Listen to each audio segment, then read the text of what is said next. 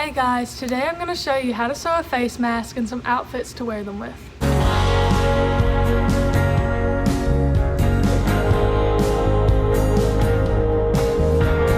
So I know a lot of public places are mandating masks, and there's nothing wrong with that, but here's the catch. I haven't gone out in public really since March, so I want to wear my nice outfits that I've been working on. But if you have a mask that doesn't match, it just really throws off your look. A general rule to stick with is if your shirt has a lot of patterns or something on it, then you should stick with the basic colored mask so it doesn't clash. So if you were to wear a solid colored shirt, then you could kind of jazz it up with the loud mask. And it would be perfect if the fabric of your mask matched the fabric of your shirt. If you really want to do a pattern, then you should probably stick to something light with a very basic design like this. But also don't worry too much what it looks like because it's about safety more than it is about being cute.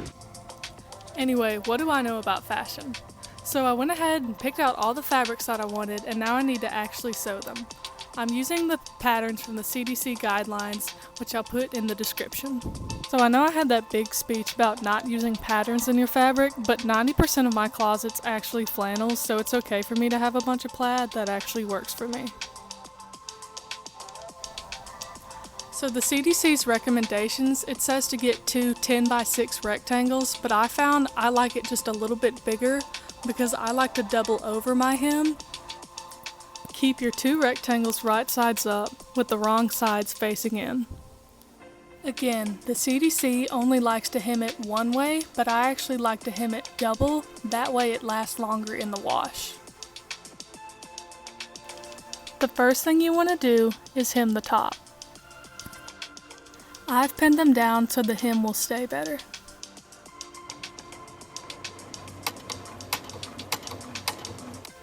Now repeat on the other side. So now that you've sewn along the top and the bottom, you're going to flip over the sides and hem them. Leave a small opening in the fabric, creating a tunnel for your elastic to go through.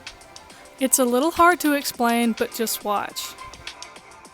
After you've sewn over your sides, you're going to thread through the elastic with the safety pin. To make sure the safety pin can fit through the tunnel, I like to pin around a pencil, that way there's enough space. Now that both sides are pinned, you're going to sew along each edge.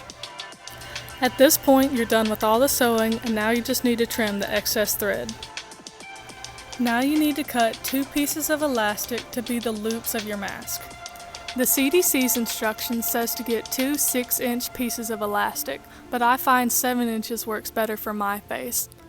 To find what length of elastic works best for your face, pin the sides down on the sides of the mask and try it on. Attach a safety pin to one end of your elastic and thread it through the tunnel of fabric you created.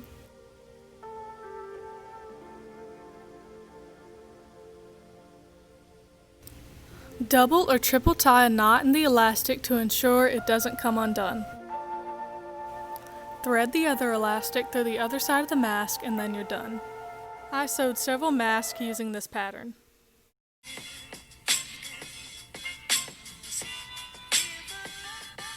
In a desperate attempt to make my videos longer, I added a random outfit inspiration that you can wear with all these masks.